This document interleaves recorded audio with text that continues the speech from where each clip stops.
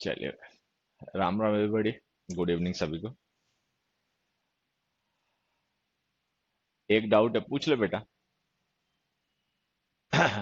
पूछ लीजिए, आपको कोई डाउट तो पूछ लो बेटा।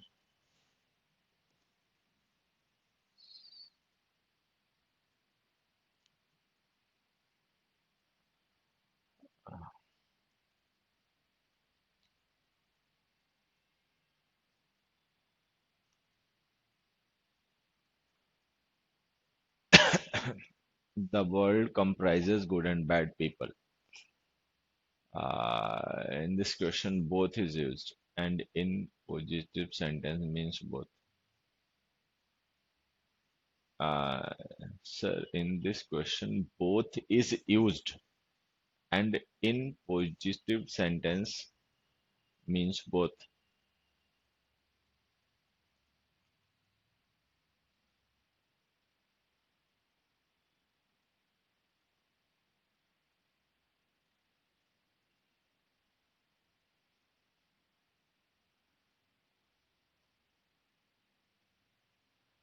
Is there any need of both?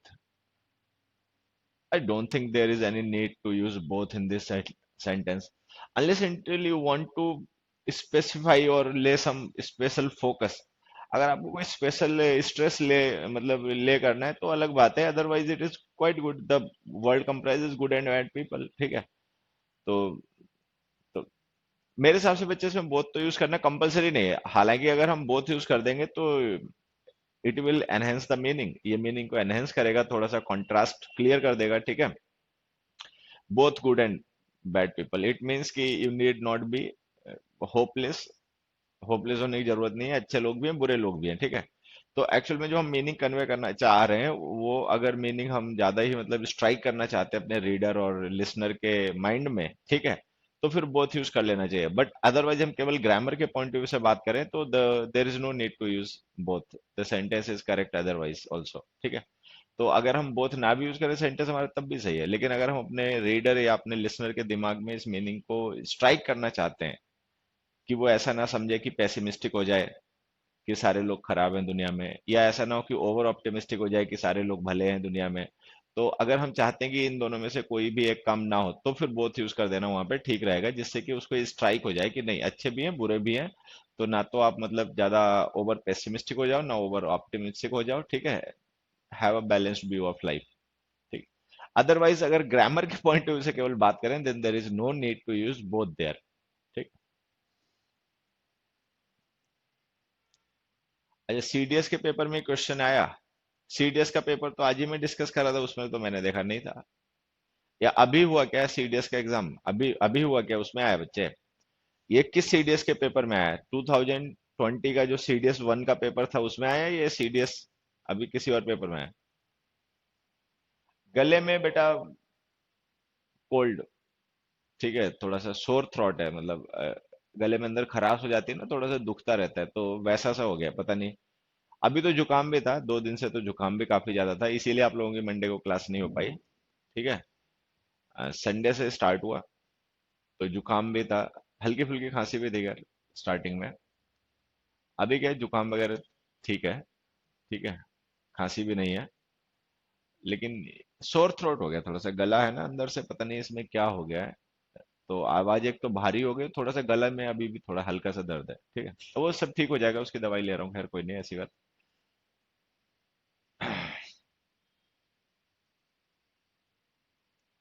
हाँ, मुझे एक बार बच्चा ये प्रशांत ये बताना है कि कौन से सीडीएस के पेपर में आया, ठीक है। अब व्हाट्सएप नंबर आप लोगों के साथ जो शेयर कर रखा है उसी पे भेज दिया करो, जो भी रहता है, कुछ भी पूछना बताना रहता है, हालांकि मैं 2-3 दिन में कई एक आधा बार व्हाट्सएप ओपन करता हूँ। 1 मिनट, ये नंबर है ना 9891991959, इसी पे सेंड कर देना। ध्यान रखो मेरे खुद कोरोना लग रहा है। बेटा कोरोना की मेरी रिपोर्ट पॉजिटिव आ चुकी है, उसके बाद फिर नेगेटिव भी आ चुकी है, मैं क्वारंटाइन में भी रह चुका हूँ, होम क्वारंटाइन रह चुका हूँ, ठीक है। और ऐसे ही है, सब चल रहा है, मतलब ऐसा कुछ नहीं है, आप लोग चिंता नहीं करो, मैं बिल्कुल भला चंगा हूँ, ठीक हूँ, मस्त हूँ, ओके हूँ, ठीक है। सर्दियों में थोड़ा सा लापरवाह हो जाओ अगर खाने पीने को लेकर या सोने जगने को लेकर, तो मौसम जब बदलता है तो उस समय इस तरीके की चीजें नॉर्मल है, खास करके दिल्ली में जहाँ पे पोल्यूशन बहुत ज्यादा है। ठीक है।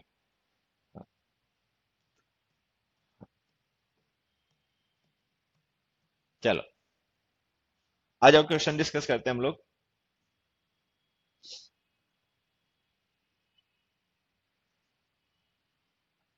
देखो सबसे पहले मैं बता देता हूँ, आज ये मैं आपके साथ क्वेश्चन डिस्कस करने जा रहा हूँ। ये मुझे लगता है प्रीवियस ईयर के पेपर के ही क्वेश्चन है। ठीक है।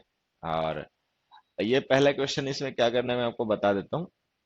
ये देखो यहाँ पे हमने कुछ सेंटेंसेस है, कितने हैं ये, 1 2 3 4 5 6 7, ये 7 स्टेटमेंट्स है। अब हमें इन 7 सेंटेंसेस का ना करेक्ट ऑर्डर फाइंड करना है। Rearrange the following 7 sentences to form a meaningful paragraph. तो मतलब ये मान लो सेंटेंसेस हैं 7, और हमें इनको इस तरीके से लिखना है कि हमारा एक मीनिंगफुल पैराग्राफ तैयार हो जाए, जैसे स्टोरी टाइप नहीं होता। तो हमें ये डिसाइड करना है कि भाई which of this sentences should be placed at which position, कि इनमें से कौन सा सेंटेंस कौन सी पोजीशन पे हमें पुट करना है। सबसे पहले कौन सा यूज करना चाहिए, बाद में कौन सा यूज करना चाहिए, उसके बाद कौन सा यूज करना चाहिए, सबसे लास्ट में कौन सा यूज करना चाहिए। तो आप लोग क्या करें, इन सारे सेंटेंसेस को पढ़ें। ठीक है। और इनका ऑर्डर अपने आप डिसाइड करें। मैं आपको बताता हूँ आपको क्या करना है। देखो अगर आपके पास में पेन और पेपर इस समय है, तो आप सबसे पहले तो नंबर लिख लें। 7 है ना, 8 तो है ही नहीं, चलो। तो सबसे पहले आप ना 1 to 7 नंबर लिख लें।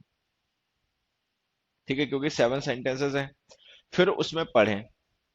अच्छा, पढ़ने के बाद जब आपको समझ में आ जाएगी फर्स्ट सेंटेंस तो ये होना चाहिए, तो वही यहाँ पे लिख दो। उसके बाद में आपको लगे ये आना चाहिए, तो वो यहाँ पे लिख दो, यहाँ पे लिख दो। तो अपने लिस्ट ऐसी बना लो। सबसे पहले पढ़ो और अपनी लिस्ट बना लो। ठीक है। फिर उसके बाद में हमें ये आंसर क्वेश्चन है नीचे आंसर करने की, भाई इनमें से कौन सा फर्स्ट है, कौन सा सेकंड है, कौन सा थर्ड है, इस तरीके के क्वेश्चन हमें आंसर करने हैं। तो हम तुरंत अपना लिस्ट है देखेंगे, तुरंत बता देंगे। भाई जैसे हमसे पूछा गया which is the fourth statement, तो हम देखेंगे फोर्थ स्टेटमेंट कौन सा था, ऐसे देखेंगे तुरंत बता देंगे। इस तरीके के क्वेश्चंस जो होते हैं ना बैंक के पेपर्स में ज्यादा आते हैं। तो आपको सबसे पहले क्या करना है, अगर आपके पास पेन और पेपर है तो सबसे पहले उसमें 1 to 7 नंबर लिख लीजिए। ठीक है। सबसे पहले नंबर लिख लीजिए, फिर इन सेंटेंसेस को पढ़िए और इन सेंटेंसेस की नंबरिंग कीजिए कि कौन सा नंबर 1 है, कौन सा नंबर 2 है, कौन सा नंबर 3 है, वो अपने सामने लिख लो। आपको जो भी लगे ये लास्ट है तो वो सामने लिख दो, इस तरीके से। ठीक है। अब फिर उसके बाद में मैं भी तब तक ये काम कर लेता हूँ। ठीक है, फिर मैं आपके साथ में इनके आंसर डिस्कस करता हूँ। ठीक है। So you have but 2 minute मिल जाते हैं, 2 मिनट में तो 2 मिनट 3 मिनट जो भी लगेंगे आप उतने में कर लो। मैं भी एक बार लिख लेता हूँ, मेरे पास तो पेन पेपर यही है।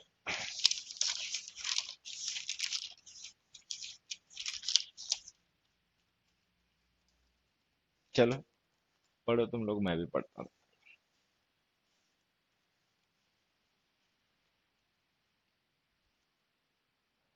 क्या कह रहे, लीव ले लो? नहीं, लीव नहीं लेना है। असल में अब तुम लोगों का ये जो पेपर है ना नवंबर में, तो मैं सोचता हूँ तब तक तो छुट्टी ना ही लो। ठीक है। 3 क्लास होती है हफ्ते में, चलती रहे। क्योंकि फिर सर्दियां भी आ जाएंगी ना, तब छुट्टी वुट्टी तभी मैं कर दूंगा, फिर उसके बाद ही। नवंबर से तो सर्दियां भी बहुत स्टार्ट हो जाती है ना, अभी छुट्टी के ले लूंगा फिर आगे काम नहीं हो पाएगा बेटा। ये चलो ये काम करो, मैं भी पढ़ रहा हूँ तब तक तुम लोग भी अपना पढ़ के लिखो। ठीक है।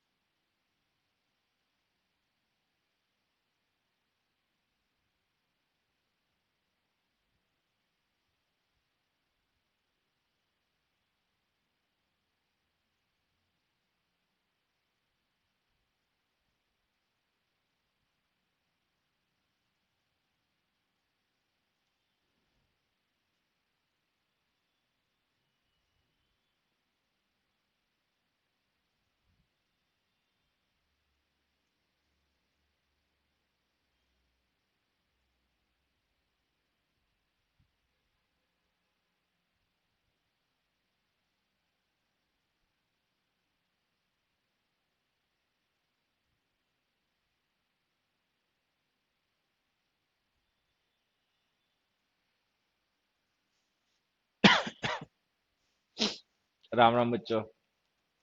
ठीक है, तो चलो आप लोग ये पढ़ के ना इनका ऑर्डर तैयार करो। ये 7 सेंटेंसेस हैं, इनको पढ़ो और इनका 1 to 7 का ऑर्डर तैयार करो। वैसे ही करना जैसे मैंने आपको बताया है। एक पेन लेना और एक बार नंबर लिख लेना 1 to 7, 1 2 3 4 5 6 7। ठीक है। अब फिर इन इन जो ABCDEFG करके हमने लेटर्स लिखे हैं इन सेंटेंसेस के लिए, उस लेटर को सामने लिख देना उस नंबर के, जो आपको लगता है कि ये वाला सेंटेंस जो है वो इस नंबर का है, तो उसी नंबर के सामने उसे लिख देना। फिर हम बाद में क्वेश्चन डिस्कस कर लेंगे, ठीक है। 2 मिनट और तुम लोगों को मैं देता हूँ और कर लो। राम राम बेटा।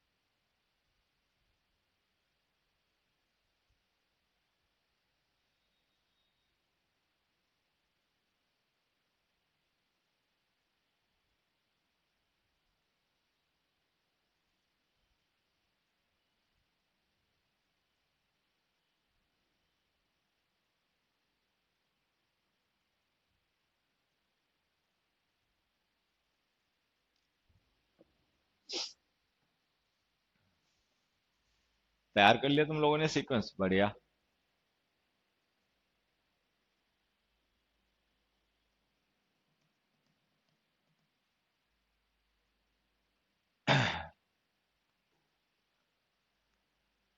बाकी जो बच्चे हैं, वो भी जल्दी से करें।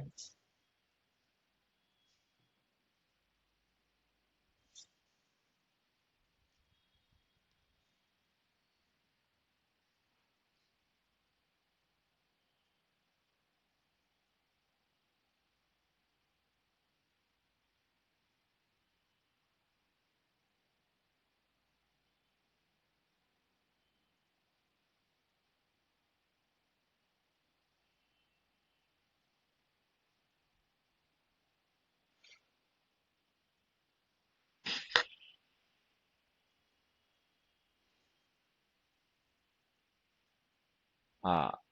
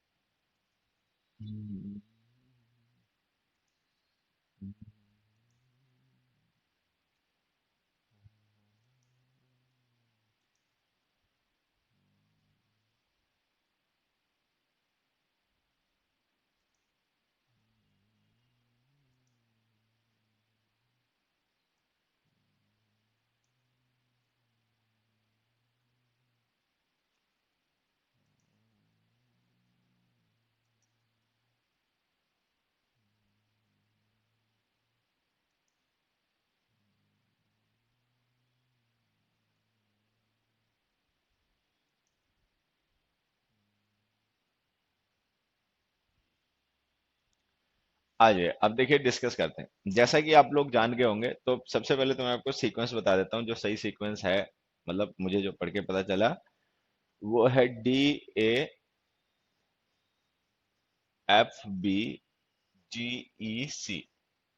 मतलब ये जो क्वेश्चंस है ना, इनका सही ऑर्डर ऑफ जो है वो ये है, ये सेंटेंस ऐसे लिखना है। इनमें से डी जो है वो फर्स्ट है, ए जो है सेकंड है, और एफ जो है ना वो थर्ड है।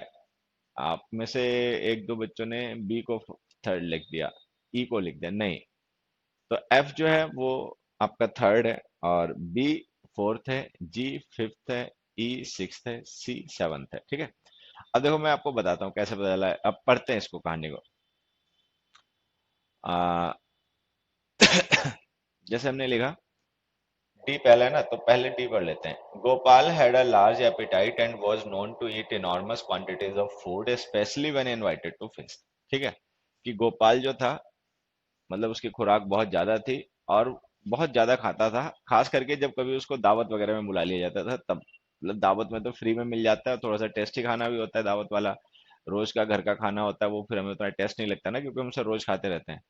तो वो दावत वगैरह में जो उसे बुला दिया जाता था, तो काफी खाता था। ठीक है, चलो। फिर आने चाहिए ए। One day a zamindar decided to test his capacity. अच्छा, उसकी कैपेसिटी को एक दिन एक जमींदार ने टेस्ट करने की सोची, and invited him to lunch, और उसको लंच पर इनवाइट कर लिया। चलो ठीक है। फिर उसके बाद आएगा एफ। एफ में क्या लिखा? Gopal ate to his heart's content. मतलब मन भर के खाया, हार्ट्स कंटेंट का मतलब संतुष्टि तक, फुल सेटिस्फेक्शन। गोपाल को जब जमींदार ने बुला लिया, इनवाइट कर लिया दावत पे, तो गोपाल ने वहां पे खूब खाया। एंड डिक्लेयर्ड, और ये डिक्लेयर भी कर दिया, that there was no more place left for even a grain of rice. कि उसने कहा कि अब तो उसके पेट में, मतलब चावल के एक दाने के लिए भी जगह नहीं बची।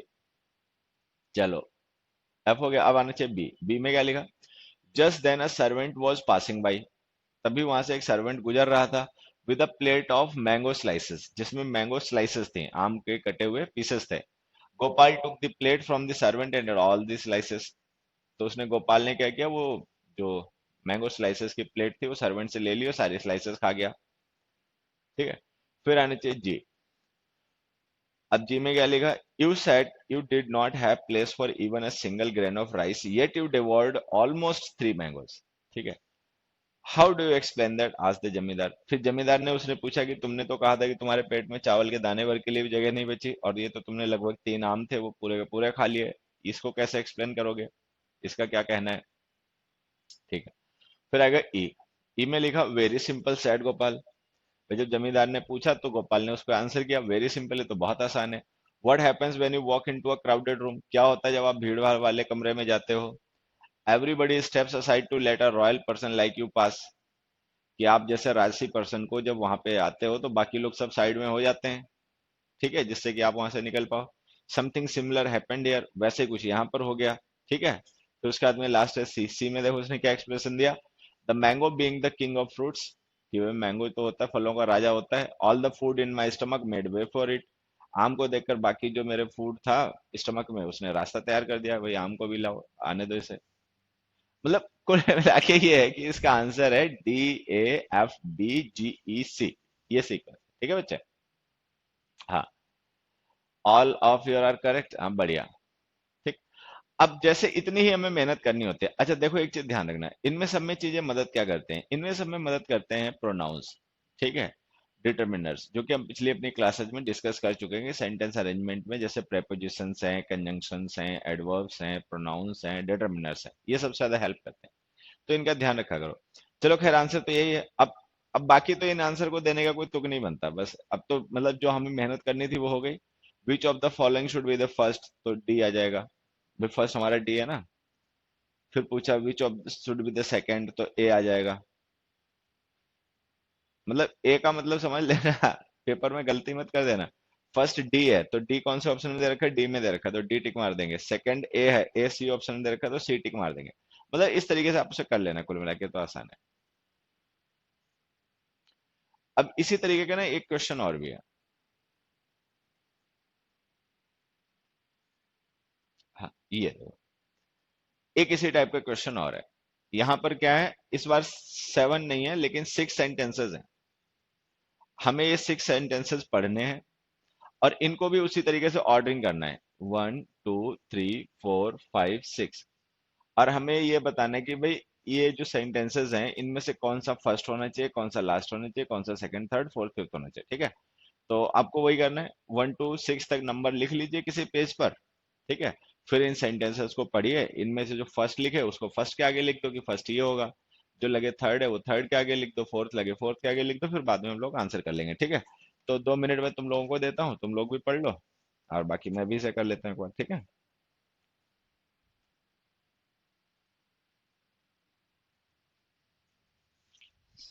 हाँ,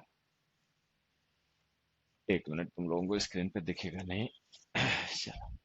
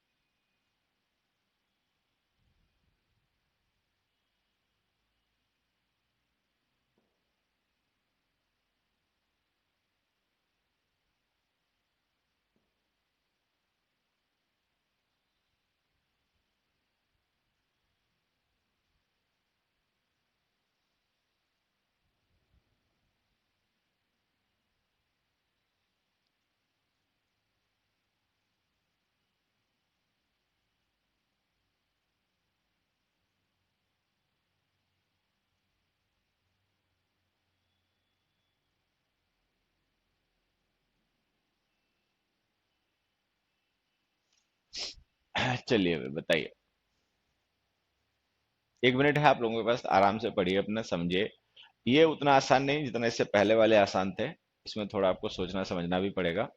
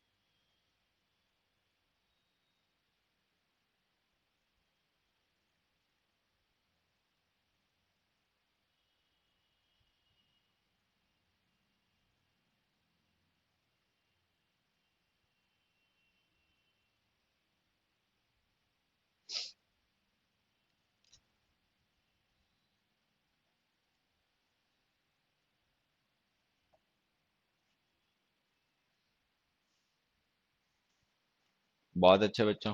1 मिनट और है, 1 मिनट में और कीजिए कोशिश। रिवीजन भी कर लीजिए, अगर आपने मान लीजिए आपने, if you have find out the correct sequence, तो अगर उसको टैली करके भी देख लो, हो सकता है उसमें कुछ गड़बड़ हो, बाद में सही करना पड़ जाए, तो उसको एक बार अपने आप समझ के मतलब रिवीजन करके देख लो, ठीक है। एक बार रिवाइज करके भी देख लीजिए।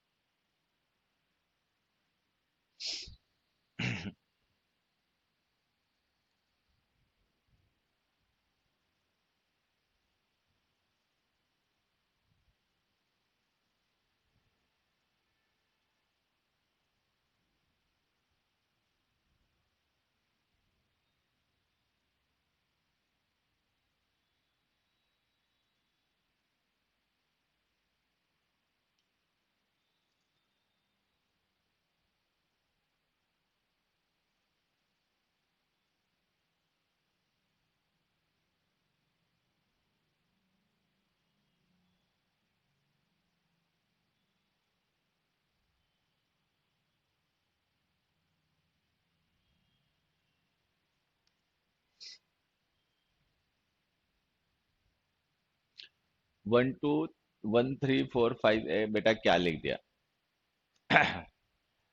सेंटेंसेस देखो, sentences A B C D में लिखे हुए हैं, तो आपको सीक्वेंस भी ए बी सी डी में लिखना है। 1 2 3 में क्यों लिख दिया?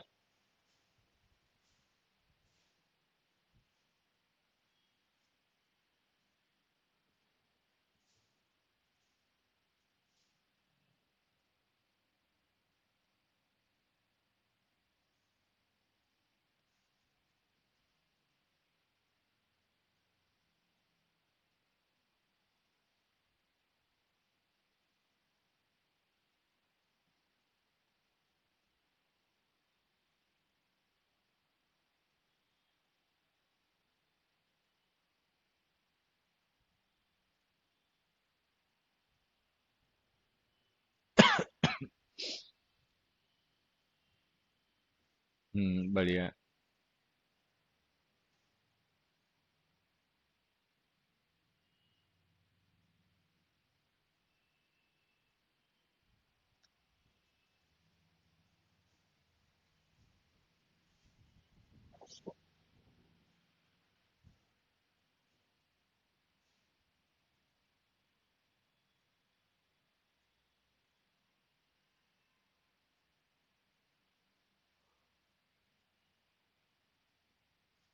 अब देखिए मैं आपको समझाता हूँ इसमें क्या है। और भी बच्चे कमेंट कर रहे हैं, चलो ठीक है, हाँ करो आप लोग, फिर मैं समझाता हूँ।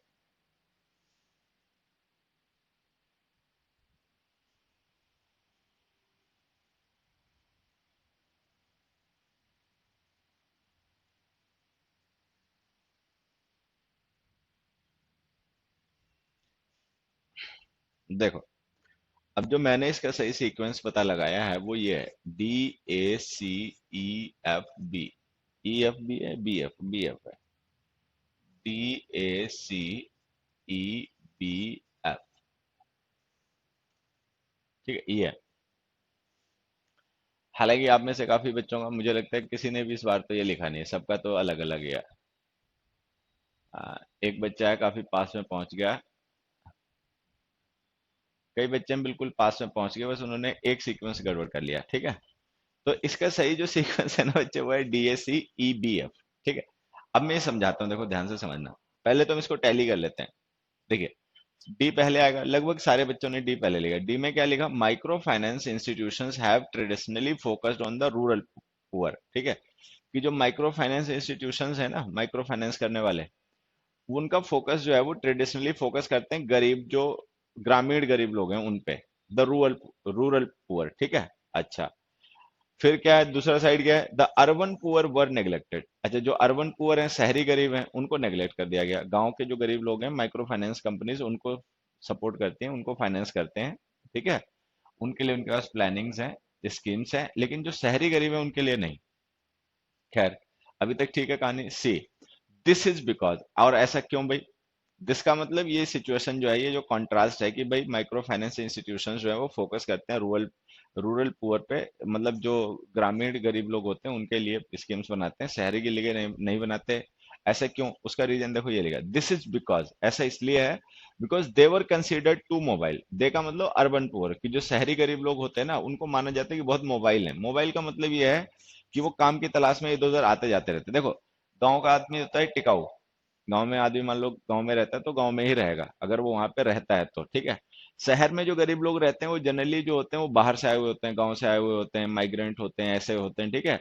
और वो काम धंधे की तलाश में बड़ी जल्दी एक शहर से दूसरे शहर जाते रहते हैं, या पता चला गांव फिर से वापस चले गए। तो उनको बड़ा मोबाइल कंसीडर किया जाता था, इसलिए उनके लिए कोई फिक्स स्कीम नहीं बन पाती थी, लैकिंग इन कोहेशन।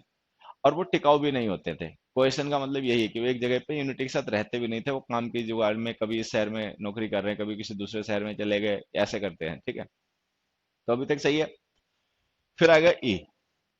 ई में क्या लिखा? These factors. दीज का मतलब कौन से फैक्टर्स? एक तो ये, उनको माना जाता था कि बहुत मोबाइल है, दूसरा ये माना जाता था कि वो एक जगह रुकते नहीं है। कोहेशन मतलब टिकाऊ नहीं है, ठीक है। अच्छा, फिर कहा जा रहा है दीज फैक्टर। दीज का मतलब ये दोनों situation, these factors do not facilitate generation of peer group pressure. और इन दोनों की वजह से ना पीयर ग्रुप प्रेशर नहीं बन पाता। Peer group pressure, peer pressure का मतलब होता है कि जैसे हमारे जैसे जो लोग हैं ना, हम उनके जैसे बनना चाहते हैं। मान लीजिए मेरा पड़ोसी है, उसके पास महंगा फोन है, तो अब मेरे ऊपर भी एक पीयर प्रेशर क्रिएट हो गया कि भाई ये मेरा ही पड़ोसी है, ठीक है, हमारा रहन सहन सेम है, हमारा मतलब रेजिडेंस सेम है, ठीक है, तो हम भी फिर ऐसे ही फोन रखेंगे। तो ये है पीयर प्रेशर कि हमने देखा कि हमारा साथी ऐसा करता है तो हम भी वैसे ही करना चाहते हैं, हम भी वैसे ही बनना चाहते हैं। तो अब होता क्या है, ये कह रहा है कि दीज फैक्टर्स, क्योंकि वो लोग एक जगह पे टिकते हैं नहीं, ठीक है, और तो इस वजह से उनपे क्या होता है ना, इस तरीके का उनके ऊपर प्रेशर नहीं होता है कि वो दूसरे के जैसा बनना चाहें, क्योंकि वो मोबाइल होते हैं, वो जल्दी शिफ्ट कर जाते हैं, यहाँ से दूसरी जगह चले जाएंगे, ऐसे करते रहेंगे, ठीक है। तो पीयर पीयर प्रेशर जनरेट नहीं हो पाता, विच इज एसेंशियल, जो कि बहुत जरूरी है for the success of micro finance model. जो माइक्रो फाइनेंस मॉडल है, जो लोगों को मतलब फाइनेंस करते हैं, तो आदमी फाइनेंस कि सक्सेसफुल के लिए क्या जरूरी है कि आदमी वहीं पे एक जगह का टिकाऊ रहे, ठीक है, और वो पीयर प्रेशर उसके अंदर हो, मतलब वो प्रेशर फील करे कि हमारे आसपास के लोग हैं, हमें इनके जैसा बनना है, तभी तो वो कुछ करना चाहेगा, तभी तो तरक्की करना चाहेगा, उसके लिए उसको फाइनेंस की जरूरत पड़ेगी, फिर माइक्रो फाइनेंस कंपनी उसको फाइनेंस करेंगी, जिससे वो अपना काम धंधा सेट करेगा, ठीक है। अब फिर उस तरीके से बढ़ना चाहेगा, आगे बढ़ना चाहेगा, ठीक है। तो वो जो पीयर ग्रुप प्रेशर है ना, वो उसको मजबूर करेगा कि वो कोई काम धंधा करे, कुछ मेहनत का काम करे, जिसके लिए उसको फाइनेंस की जरूरत पड़ेगी, तो फिर माइक्रो फाइनेंस कंपनी उसको फाइनेंस करेंगी। लेकिन अब ये माइक्रो फाइनेंस कंपनीज ये मानती थी कि जो शहरी गरीब लोग हैं वो मतलब मोबाइल होते हैं, वो एक जगह टिकते नहीं है, वो काम धंधे की तलाश में जगह जगह बदलते रहते हैं, ठीक है। तो वो अपने ऊपर ऐसा कोई पीयर ग्रुप प्रेशर महसूस नहीं करते, जिसकी वजह से उनको लगता था कि माइक्रो फाइनेंस मॉडल है, ये इन पे फेल हो जाएगा, काम नहीं करेगा, अगर इन्हें पैसे दे दिए तो फिर वापस नहीं आएंगे, ठीक है। तो ये सही है अभी तक ई। फिर आ जाते हैं बी। अब बी में क्या लिखा, a new generation of professionals however are attempting to reach the urban poor. लेकिन अब कुछ नए प्रोफेशनल्स आए हैं, नए प्रोफेशनल्स की एक जनरेशन आई है, वो लोग अटेम्प्ट कर रहे हैं अर्बन पुअर तक पहुंचने की भी, मतलब वो अर्बन पुअर के लिए भी कुछ स्कीम्स वगैरह लेकर आए हैं, चलो ये ठीक है। उसके बाद आ गया एफ। एफ में क्या लिखा, देयर चैलेंज, देयर का मतलब ये जो न्यू जनरेशन ऑफ प्रोफेशनल्स हैं इनका, देयर चैलेंजेस विल बी, अब इनके चैलेंजेस क्या होंगे, इनके चैलेंजेस होंगे to adapt the traditional micro finance model, कि जो एक ट्रेडिशनल माइक्रो फाइनेंस मॉडल है, जो कि गरीब गांव के गरीब लोगों पे ज्यादा फोकस करता है, कि वो उसको इस तरीके से अडेप्ट करें, उसमें बदलाव करें, ठीक है, to one suited to urban micro finance, कि वो जो माइक्रो अर्बन माइक्रो फाइनेंस है उसको भी सूट करे। अब जैसे ये जो न्यू जनरेशन ऑफ प्रोफेशनल्स हैं, जो शहरी गरीबों के लिए भी माइक्रो फाइनेंस करना चाह रहे हैं, ठीक है, इनका चैलेंज ये होगा कि वो अपना जो उनका ट्रेडिशनल माइक्रो फाइनेंस मॉडल है, जो कि गांव के गरीबी मतलब ग्रामीण गरीबों पे फोकस ज्यादा करता है, उसको इस तरीके से ढालें, उसमें चेंजेस लाएं, जिससे कि वो शहरी माइक्रो फाइनेंस के सुटेबल हो जाए। तो ये सही है बिल्कुल। तो इसका सीक्वेंस हो जाएगा DACEBF, ठीक है। अच्छा, ये हमें पता चल गया कि डी फर्स्ट है, ए सेकंड है, सी थर्ड है, ई फोर्थ है, बी फिफ्थ है, एफ सिक्स्थ है, ठीक है। अब हमें कुछ नहीं करना है, अब हमें बस आंसर कर देना है। पूछा गया which of this is the second, तो हमने देखा सेकंड है ए, तो ए ऑप्शन कहाँ दे रखा है, ये दे रखा है, तो ये हमारा आंसर हो गया, ठीक है। या इसी तरीके से मान लो हमसे पूछा गया विच इज थर्ड वगैरह, ये सब हम बता देंगे, अब इसमें कोई बड़ी बात नहीं है, ठीक है। चल, अब ये कुछ क्वेश्चंस हैं सेंटेंस इंप्रूवमेंट के, ठीक है, ये हम लोग डिस्कस करें। हाँ, थोड़ा सा मतलब हार्ड नहीं था, लेकिन थोड़ा सा सोचना चाहिए था। ये जैसे देयर हमने यूज किया है, दिस यूज किया है, तो सोचना चाहिए बच्चों को कि दिस किसके लिए यूज किया है, ठीक है। चलो, अब बच्चे इस क्वेश्चन का आंसर बताइए, तो आसान है।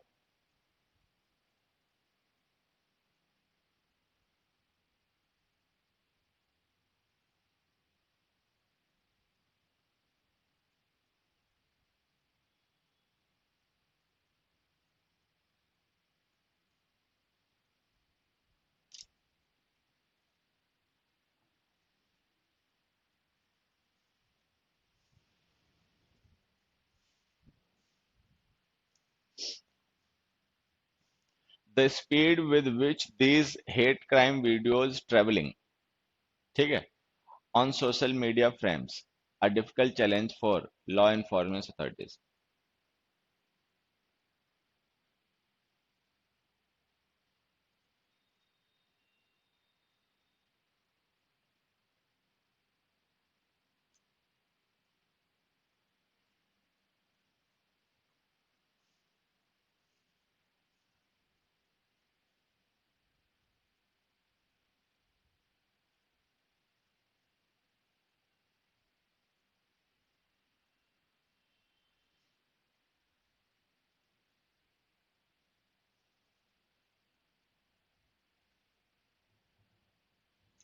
बेटा नो इम्प्रूवमेंट नहीं, इसमें देखो आंसर पता है क्या, देखो यहाँ पे एक चीज समझना, ये जो हमने विच लिखा है ये रिलेटिव प्रोनाउन है, these head crime video subject है। अब ये सब्जेक्ट है ना, तो इसके बाद हमें प्रेडिकेट लिखना पड़ेगा, प्रेडिकेट का मतलब लिखना पड़ेगा main verb. Travelling main verb हो नहीं सकती, क्योंकि अगर मेन वर्ब होगी तो बिना हेल्पिंग वर्ब के आएगी नहीं। देखो कोई भी मेन वर्ब अगर आईएनजी फॉर्म में यूज करोगे ना तो बिना हेल्पिंग वर्ब के नहीं आएगी, तो ट्रेवलिंग वाला ऑप्शन तो हो गया गलत। ठीक है। अच्छा, दिस हेड क्राइम वीडियोज लिख नहीं सकते, क्योंकि वीडियो जब प्लूरल होगा तो उसके साथ दिस आएगा नहीं, तो ये भी हो गया गलत। ठीक है। These head crime videos travelled, these head crime videos travel, इन दोनों में से एक को हमें चूज करना है। ठीक है। अब देखो ये पूरा सेंटेंस प्रेजेंट टेंस में लिखा हुआ है, ये लिखा ना फ्रेम्स, ये वर्ब प्रेजेंट इंडेफिनिट टेंस में है। तो इसका मतलब ये एक जनरल मतलब फैक्ट है जो यहाँ पे डिस्क्राइब किया जा रहा है, कोई पास्ट का इवेंट नहीं बताया जा रहा है। एक तो ऐसे ही हम जान गए क्योंकि यहाँ पे फ्रेम्स प्रेजेंट इंडेफिनिट टेंस की वर्ब लिखी है, तो ऐसे ही पता लग गया कि जनरल स्टेटमेंट है। अच्छा, दूसरी बात देखो, दीज अगर हम यूज कर रहे हैं तो ऑब्वियस सी बात प्रेजेंट की हो रही होगी, क्योंकि अगर पास्ट की बात हो रही होती तो हमें दोज लिखना पड़ता। तो अगर हमने दीज लिखा तो ऐसे समझ जाओ प्रेजेंट की बात हो रही है, तो पास्ट टेंस वाली वर्ब गलत हो गई, प्रेजेंट टेंस वाली सही हो गई, आंसर हो गया ट्रैवल। ठीक है। तो इसका आंसर है बेटा ए। वो जो दीज है ना उससे अपने आप पता चल जाता है। हाँ, ये तुम लोग पता नहीं क्यों बी और डी कमेंट कर रहे हो, मुझे नहीं समझ में आ रहा। तो इसका आंसर हो गया the speed with which these hate crime videos travel, कि मतलब जिस स्पीड से ये हेट क्राइम वाले वीडियोज ट्रेवल करते हैं सोशल मीडिया पे। ठीक है। That speed frames a difficult challenge, वो एक मतलब डिफिकल्ट चैलेंज फ्रेम करती है लॉ एनफोर्समेंट अथॉरिटीज के लिए। नेक्स्ट पे आ जाते हैं। 12 देखो, not only do they heighten anxiety among the targeted groups, rather also risk giving the unacceptable a perverse acceptability। अब ऐसे हालांकि ये बहुत आसान है, मैं तुम्हें ऐसे बता दूं, जैसे ये हमने नॉट ओनली लिख दिया ना, तो इसके बाद हमें बट ऑल्सो तो लिखना ही पड़ेगा, क्योंकि नॉट ओनली का को रिलेटिव पेयर बट ऑल्सो होता है कंजंक्शन में, तुम लोगों ने पढ़ा होगा, नहीं तो पहले से भी जानते होगे। तो ये जो हमने रादर वगैरह लिख रखा है ये तो सब गलत है, रादर आल्सो तो आएगा नहीं, बट ऑल्सो लिखना पड़ेगा। अब बट ऑल्सो देखें कितने ऑप्शन में है, उसमें तो खैर है नहीं, तो ये तो गलत हो गया। ठीक है। इसमें भी नहीं है, गलत हो गया, इसमें भी नहीं है, गलत हो गया, एक ही में आंसर हो गया सी। ठीक है। तो वो जो नॉट ओनली हमने शुरू में लिखा ना, उसी से हमें आइडिया लग गया कि भाई नो नॉट ओनली का, जैसे देखो कंजंक्शन में तुम लोगों ने पढ़ा होगा, ईदर का कोरिलेटिव पेयर और हो गया, नीदर का कोरिलेटिव पेयर नॉर हो गया, वेदर का कोरिलेटिव पेयर और हो गया, नॉट ओनली का कोरिलेटिव पेयर बट ऑल्सो हो गया। तो जब हमने स्टार्टिंग में नॉट ओनली लिखी थी तो उसके बाद बट ऑल्सो लिखना ही पड़ेगा। अब बट ऑल्सो लिखोगे तो एक ही ऑप्शन है जिसमें बट ऑल्सो दे रखा है, तो यही हमारा आंसर हो गया। ठीक है। 13 देखो, 13,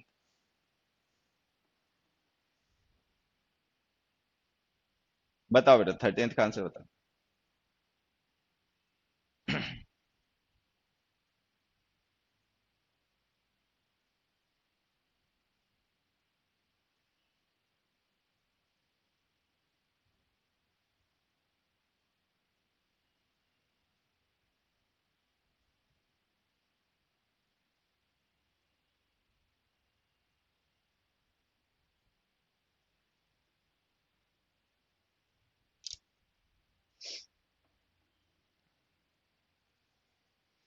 it called for an end, call for अगर तुम लोग जानते हो तो ठीक है, नहीं तो मैं बता देता हूँ, ये एक फ्रेजल वर्ब होती है जिसका मतलब होता है रिक्वायर। तो कॉल्ड फॉर का मतलब है required. It required an end to discrimination based at gender. अब देखो बेस के साथ प्रिपरेशन ऑन यूज होती है, तो जो हमने एट लिखा है गलत, बाई गलत, इट गलत, ये आंसर है। ठीक है। तो it required an end to discrimination based on gender, जो जेंडर बेस्ड डिस्क्रिमिनेशन है उसको खत्म करने की जरूरत थी, against those who do not conform to the gender assign to them.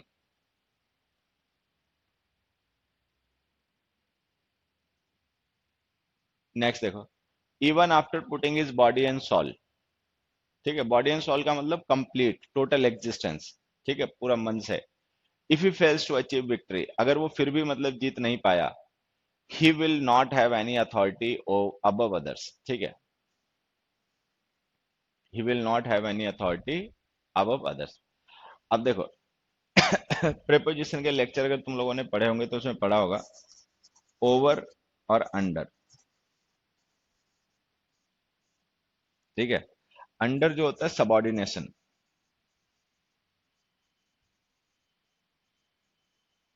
और ओवर जो होता है वो सुपर ऑर्डिनेशन या यूं कह लो अथॉरिटी, कंट्रोल। मान लो कोई ऐसा पर्सन जो कंट्रोलिंग कंडीशन में है, तो उसके लिए ओवर यूज होगा। जो नहीं कंट्रोलिंग में है, कंट्रोल किया गया है, उसके लिए अंडर यूज होगा। तो ओवर का मतलब होता है डोमिनेंस। ओवर शो करता है डोमिनेशन, कि एक पर्सन दूसरे को डोमिनेट कर रहा है, उसमें अथॉरिटी है। अंडर सप्रेशन शो करता है, ठीक है। अब जैसे हमने यहाँ पे अथॉरिटी लिख दिया, तो अथॉरिटी के साथ फिर हमें ओवर लिखना पड़ेगा, तो जो अब लिखा है ये गलत हो गया, टू गलत हो गया, ऑन गलत हो गया, ये answer. Any authority over others, ठीक है। तो डोमिनेंस शो करने के लिए ओवर का यूज क्या करो, और सप्रेशन शो करने के लिए अंडर का यूज क्या करो।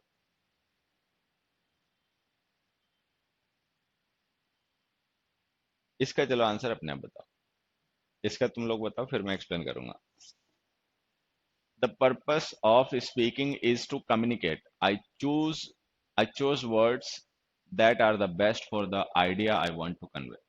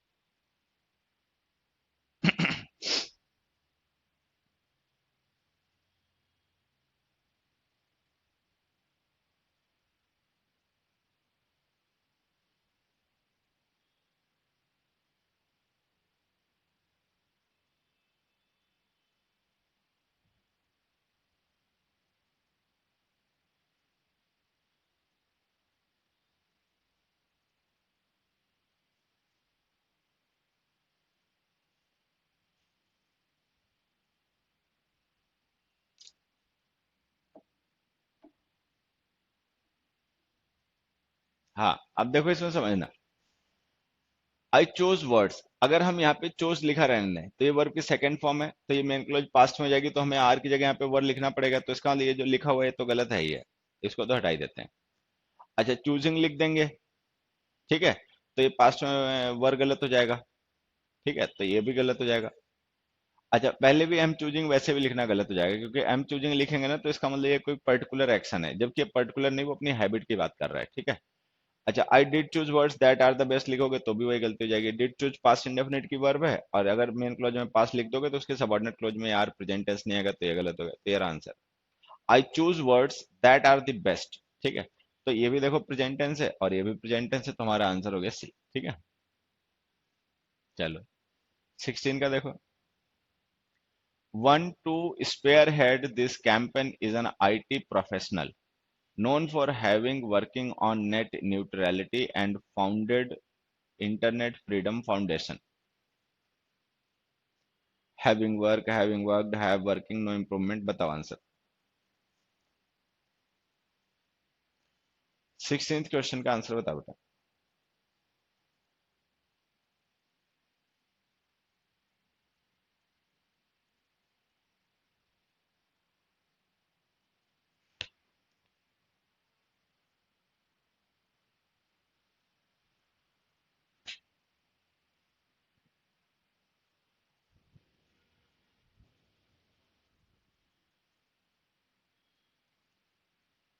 बताओ आंसर।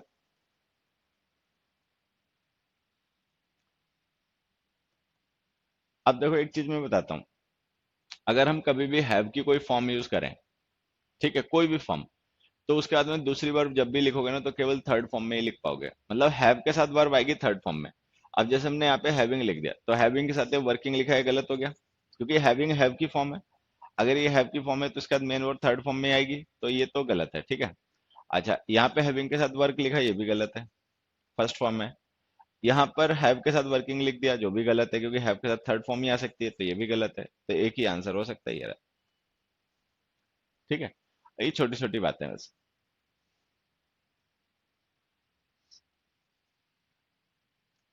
ये क्वेश्चन पहले असल में से ये क्वेश्चन थोड़े से इंपॉर्टेंट होते हैं, तो ये क्वेश्चन हमने पहले भी एक बार डिस्कस कर रखे हैं इस टाइप के। बाकी फिर से देख लो। On a holiday Priya prefers reading than going for shopping, ठीक है। हम लोग टाइम खराब नहीं करते, मैं सीधे आपको ऐसे बता देता हूँ, प्रेफर के साथ में प्रिपोजिशन टू यूज होती है ना, तो देन वाला ऑप्शन गलत है, तो नो इम्प्रूवमेंट तो गलत हो गया, ठीक है। अच्छा, ये प्रेफर के साथ में रादर लिखा, ये भी गलत हो गया, ठीक। अब या तो हम प्रेफर्स लिखें या प्रेफर्ड लिखें, इन दोनों में से कोई एक लिखना है। आज जब टू के साथ गो लिखोगे तो गलत हो जाएगा, क्योंकि जो हम टू लिखते हैं प्रेफर के साथ वो प्रेपोजिशन होती है, और उसका जेरेंट फॉर्म में लिखनी पड़ती है, तो ये गो गलत हो गया, तो ये आंसर हो गया बी ऑप्शन, गोइंग। ठीक है, तो हमारा आंसर इसमें हो गया गोइंग। नेक्स्ट देखो।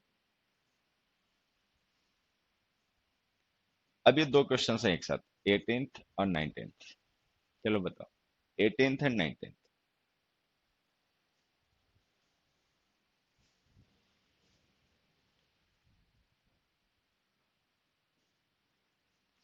18th और 19th एक ही साथ है बेटा, इनके अब आंसर बताओ।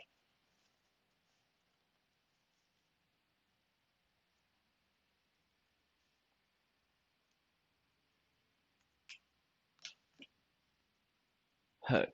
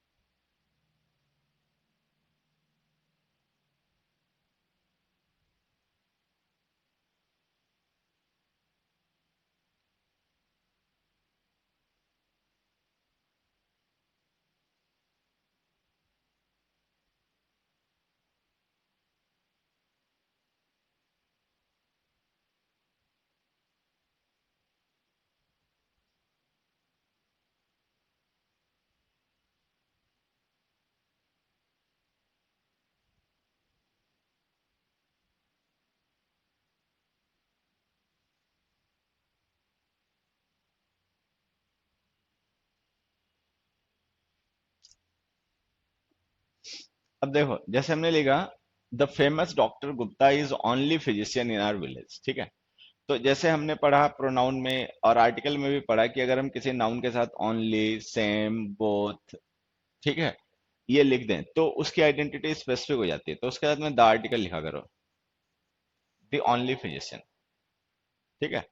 तो ये आंसर हो गया। ओनली फिजिशियन का मतलब वो पर्सन स्पेसिफिक है, अगर वो पर्सन स्पेसिफिक है, डेफिनेट आइडेंटिटी का है, तो उसके बाद में द आर्टिकल लिखना पड़ेगा, तो हमने द लिख दिया, ठीक है। नेक्स्ट आते हैं, Kanika accepted the invitation on alacrity. अब देखो, हमें यहाँ पे लिखना how, Kanika accepted the invitation, how, how का रिप्लाई लिखना है, ठीक है। तो अलेक्रिटी जो है ना, ये स्टेट है, इसका मतलब है चीयरफुलनेस। अलेक्रिटी का मतलब चीयरफुलनेस, बहुत खुशी के साथ, ठीक है। तो यहाँ पे प्रेपोजिशन लिखो आप विद।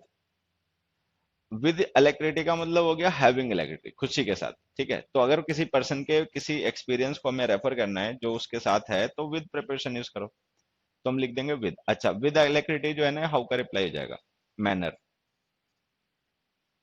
ठीक।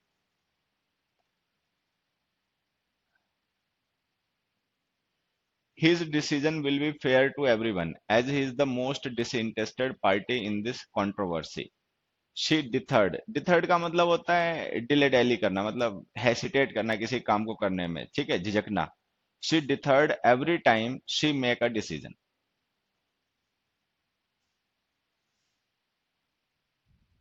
अब देखो, ये डिथर्ड मेन क्लॉज पास्ट में है। डिथर्ड का मतलब मैं फिर से बता देता हूँ, डिथर्ड का मतलब होता है किसी काम को करने में हेसिटेट करना, करने में झिझकना। तो ये मेन क्लॉज पास्ट में है। अगर ये पास्ट में है तो ये जो मेक हमने प्रेजेंट टेंस की वर्ब लिखी है तो ऐसे ही गलत हो गई। फ्यूचर टेंस भी गलत हो जाएगा, ये भी गलत हो जाएगा। एक ही आंसर हो सकता है ये।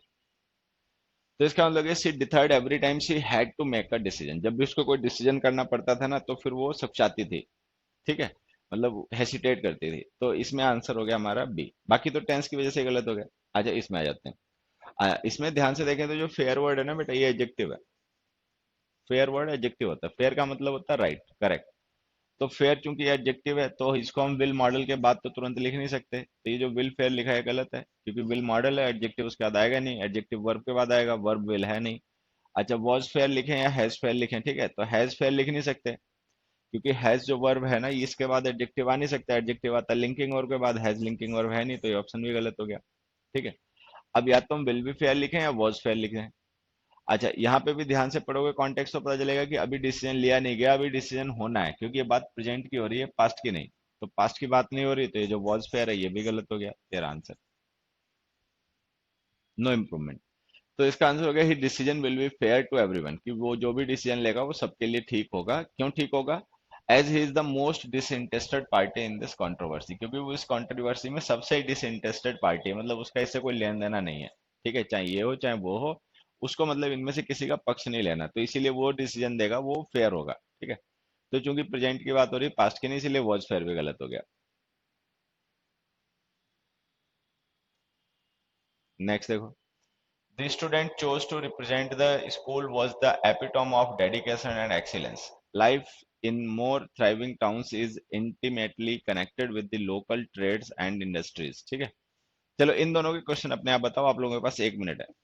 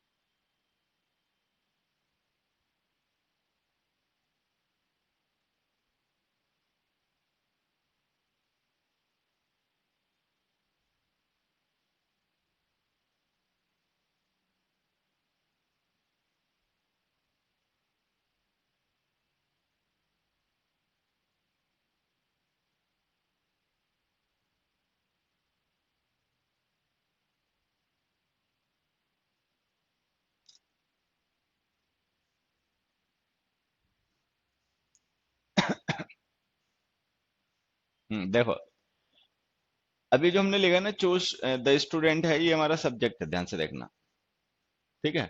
Was the epitome of dedication and excellence इसका प्रेडिकेट है।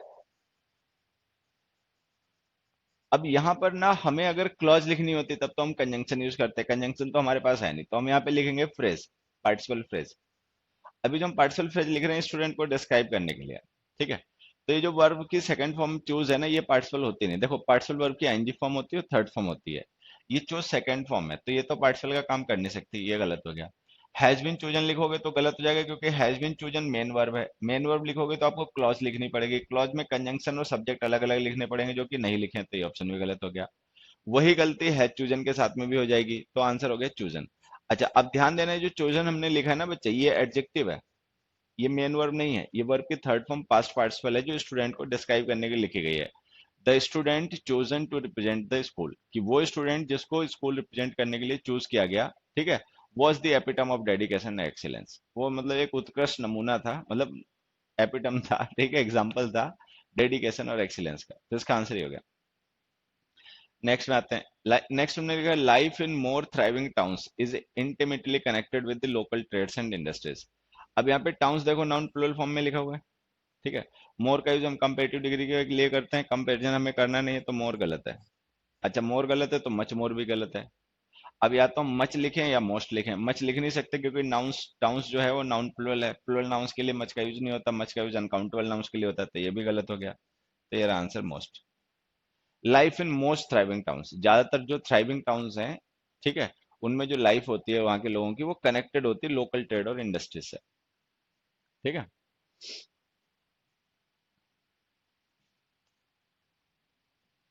नेक्स्ट देखो, through the practice of repeated affirmation we can make great progress on our chosen path and increasing our magnetism to succeed in anything, ठीक है।